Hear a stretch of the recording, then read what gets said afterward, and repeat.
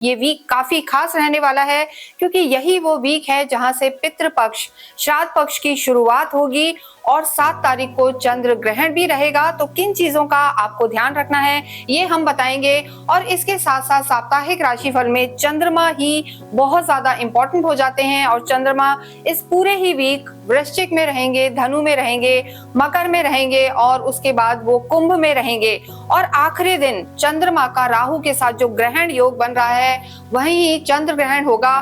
तो बहुत सारी चीजों का ध्यान रखना है। चंद्रमा मन के कारक हैं और वही पीड़ित होंगे। तो आप पर इन सब चीजों का क्या प्रभाव पड़ेगा, मंगल शनि की जो दृष्टि है वो क्या आपको बचाएगी या फंसाएगी, या बुध आदित्य योग का क्या परिणाम रहेगा, आइए हम देखते हैं। और इसके साथ साथ क्या रेमेडी करनी है, क्या मंत्र जाप करना है, ये भी हम आपको बताते हैं। इस वीडियो में हम बात करेंगे तुला राशि और तुला लगन के लिए साप्ताहिक राशिफल, यानी 1 तारीख से लेकर 7 तारीख तक का समय आपका कैसा रहेगा। ये सितंबर का फर्स्ट वीक है और बहुत खास रहने वाला है क्योंकि इस वीक में एक तो ग्रहण होगा 7 तारीख को और श्राद्ध पक्ष पितृपक्ष भी स्टार्ट होगा। इसके साथ साथ जब भी हम साप्ताहिक राशिफल की बात करते हैं तो मून बहुत खास हो जाते हैं और चंद्रमा की जो स्थिति है इस पूरे ही वीक चंद्रमा वृश्चिक में रहेंगे, धनु में रहेंगे, मकर में रहेंगे और इसके साथ साथ वो कुंभ में रहेंगे जब राहु के साथ होंगे। तो यहाँ पर ग्रहण बनेगा, ग्रहण होगा।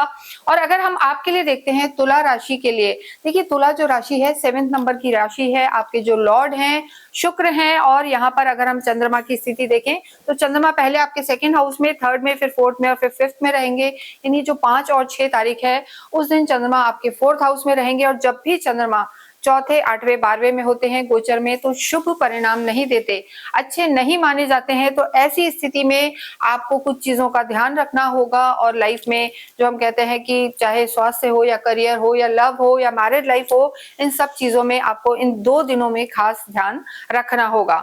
देखिए सबसे पहले हमने चंद्रमा की बात की है, अब हम तुला राशि का अगर इस वीक के लिए चार्ट देखते हैं तो मंगल आपके 12th हाउस में है, सूर्य बुध केतु 3 ग्रह आपके लाभ भाव में है। सूर्य और बुध का बुध आदित्य योग बना हुआ है और सूर्य और केतु का ग्रहण योग भी बना हुआ है। इसका क्या प्रभाव पड़ेगा, और आपके कर्म क्षेत्र में 10th हाउस में शुक्र हैं, आपके जो भाग्य में गुरु विराजमान है, शनि आपके 6th हाउस में है और पंचम में आपके राहु हैं। तो ऐसी स्थिति में अगर हम देखते हैं तो चीजें आपके लिए क्या लेके आएंगी। सबसे पहले अगर स्वास्थ्य की बात करें तो देखिए शनि का 6ठे घर में होना और 12th हाउस में मंगल होना, दोनों समसप्तक दृष्टि से एक दूसरे को देख रहे हैं और यहाँ पर जो स्थिति बनी हुई है उसके लिए हम थोड़ा सा चिड़चिड़ाहट आपको इस पूरे ही वीक महसूस होगी। छोटी छोटी बातों पर बुरा मानना और ब्लड प्रेशर की समस्या आपको रह सकती है। तो इस पूरे ही हफ्ते 5, 6 और जो 7 तारीख है यहाँ पर आपको अपने स्वास्थ्य का बहुत ध्यान रखना है। उसका रीजन है कि 5, 6 तारीख को आपके जो चंद्रमा है 4th हाउस में रहेंगे, चौथे के चंद्रमा अच्छे नहीं माने जाते और उसके बाद 7 तारीख को ग्रहण है, वहां भी चंद्रमा ही पीड़ित होंगे। तो ऐसे में ओवर थिंकिंग की समस्या, ब्लड प्रेशर की समस्या, डिप्रेशन, एंग्जाइटी की समस्या आपको रह सकती है। तो आपको थोड़ा सा स्ट्रांग रहना है और स्वास्थ्य का ध्यान रखना है। इसके अतिरिक्त देखिए कोई क्रॉनिक डिजीज अगर आपको चली आ रही है, लंबी कोई बीमारी है पुरानी, तो वो भी इस वीक में थोड़ी ट्रिगर हो सकती है। तो स्वास्थ्य का ध्यान रखें। इसके बाद हम बात करते हैं आपकी लव लाइफ की। देखिए जब लव लाइफ की बात करते हैं तो राहु आपके 5th हाउस में विराजमान है। राहु का पंचम में होना आपके दृष्टि देगा सूर्य बुध केतु को और सूर्य बुध केतु आपके लव लाइफ को यहाँ पर दृष्टि देंगे। तो लव लाइफ के लिए हम सतर्क करना चाहते हैं तुला राशि को कि यहाँ पर चीजें आपकी थोड़ी परेशानी भरी हो सकती हैं क्योंकि सूर्य भी एग्रेशन वाले ग्रह हैं, केतु भी हैं और ये सब आपके पंचम को देखेंगे। राहु भी यहाँ पहले से विराजमान है। तो भारी आर्ग्यूमेंट्स की संभावना, नेगेटिविटी यहाँ पर नजर आ रही है और किसी तीसरे चौथे व्यक्ति के कारण आपस में लड़ाइयां हो सकती हैं। तो आपको लॉयल रहना है, एक दूसरे पे विश्वास करना है क्योंकि देखिए आपकी लव लाइफ के जो प्लैनेट हैं, शनि भी इस समय 6ठे घर पे है, शत्रु घर में है। तो एक समय ऐसा रहेगा जो 5, 6, 7 का समय है, यहाँ पर लड़ाई हो सकती है और एक दूसरे को शत्रु समान आप ले सकते हैं। तो जो चीजें हैं काफी ब्रेकअप तक पहुंच सकती हैं। तो इस वीक पे आपको अपनी लव लाइफ का सबसे ज्यादा ध्यान रखना है।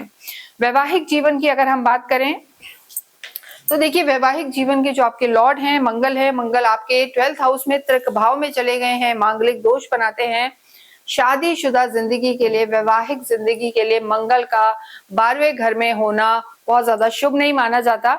और आपके जो खुद के लॉर्ड हैं शुक्र, वो जरूर हम कहेंगे कि 10th हाउस में है, सुख भाव को देख रहे हैं। तो देखिए ऐसे में आपकी जो मैरिड लाइफ है, जो आपके स्पाउस रहेंगे वो थोड़े से या तो चिड़चिड़े रह सकते हैं। शनि की दृष्टि है आपके 7th हाउस के लॉर्ड पे, इसके अतिरिक्त जल्दी जल्दी गुस्सा उनको आ सकता है, छोटी सी बात पे भी भड़क सकते हैं, ऐसा हो सकता है। और इसके अतिरिक्त एक और चीज है यहाँ पर जो आपको ध्यान रखनी है कि हो सकता है लड़ाई भी ना हो, आर्ग्यूमेंट्स भी ना हो, पर वो थोड़े से बिजी रह सकते हैं और आपको समय ना दे पाए। इस वीक में आपके स्पाउस को समय कम मिलेगा, ये भी पॉसिबिलिटी है। तो इन सब चीजों को, अगर ये सब चीजें हैं, कार्य के लिए कहीं जाना पड़ता है तो इन्हें आपको अवॉइड करना है, आर्ग्यूमेंट्स में नहीं जाना है। और मांगलिक दोष जब बनता है तो वैसे भी थोड़ी सी खिटपिट के योग बन जाते हैं। तो ऐसी स्थिति में आपको कुछ उपाय करने चाहिए, वो हम आपको बताएंगे भी। और इसके साथ अब जिन लोगों का विवाह नहीं हुआ है, जिनके विवाह के देखिए चांसेस हैं, आपके घर को, आपके सुख भाव को शुक्र की दृष्टि है, भाग्य में गुरु है, यहाँ पर अच्छे प्रपोजल्स आ सकते हैं। घर में कोई ना कोई अच्छी गैदरिंग, सोशलाइजिंग हो सकती है, घूमने फिरने जा सकते हैं। तो वो माहौल यहाँ पर अच्छा नजर आ रहा है। इसके अलावा वर्क प्लेस की अगर हम बात करें, तुला राशि, तुला जो लगन है उनके लिए, देखिए आपको नहीं पता कि आपकी राशि कौन सी है, तो आप अपनी कुंडली खोलें और उसमें चंद्रमा की स्थिति देखें। चंद्रमा जहां भी है वहां नंबर 7 लिखा है, तो तुला आपकी राशि है। और तुला राशि के आधार पर अगर हम देखते हैं तो शुक्र की स्थिति आपके लिए बेहतर है। कार्य क्षेत्र में आपके शुक्र विराजमान है, लग्नेश का कर्म क्षेत्र में होना एक अच्छा योग है। जितने भी लोग किसी भी तरीके से कॉस्मेटिक से रिलेटेड काम कर रहे हैं, लेडीज रिलेटेड आइटम, ज्वेलरी हो गया, रेस्टोरेंट्स हो गए, या हायर एंड ब्रांड से रिलेटेड कोई कार्य है, तो ये वीक आपके लिए अच्छा है।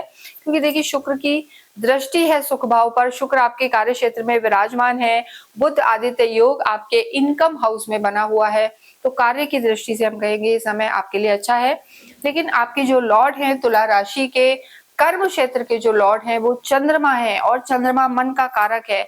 और इस हफ्ते चंद्रमा सेकेंड हाफ में पीड़ित है। तो कार्य क्षेत्र के लिए हम कहेंगे कि थोड़ा सा प्रोक्रेस्टिनेशन, आलस बढ़ सकता है। स्थिति ऐसी हो सकती है कि आप जाते जाते आपका मन होगा छोड़ो, मतलब मूडी हो जाएंगे इस वीक में आप।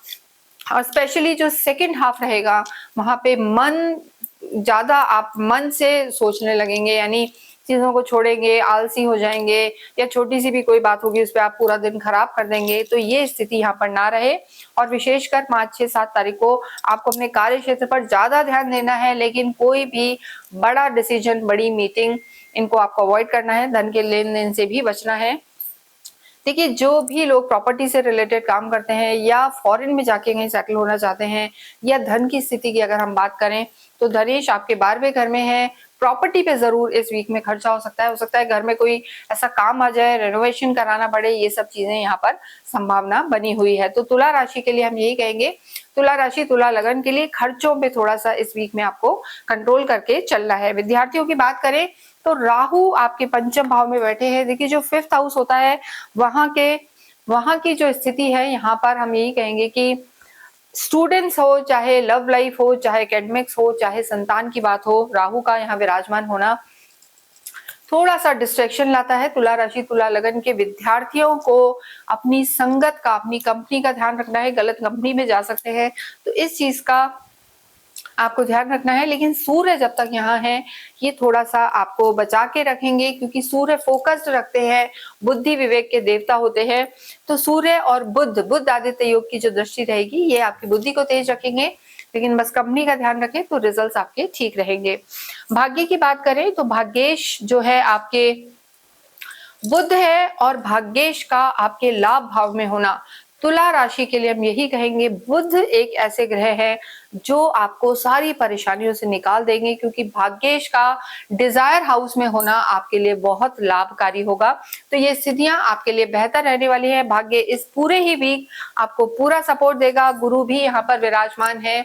और अध्यात्म की हम बात करें तो आध्यात्मिक जो प्लैनेट है, गुरु ज्ञान के देवता, अध्यात्म के देवता, धर्म के देवता, वो आपके खुद धर्म त्रिकोण नवम भाव में बैठे हैं, जो आपके पुराने कई जन्मों के कर्मों को बताने वाले होते हैं। तो ऐसे में आप इस पूरे ही वीक अगर हम कहें तो चैरिटी भी करेंगे, अध्यात्म भी बढ़ेगा, और लाभ के पूरे योग है, और भाग्य आपका साथ देगा।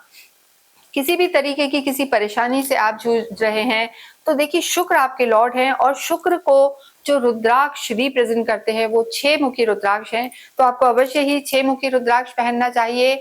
6 मुखी रुद्राक्ष पहनने से आपकी काफी कुछ परेशानियां दूर होंगी, खुश रहेंगे और शुक्र आपके बली होंगे। इसके साथ ही आपको अवश्य ही देवी की आराधनाएं करनी चाहिए।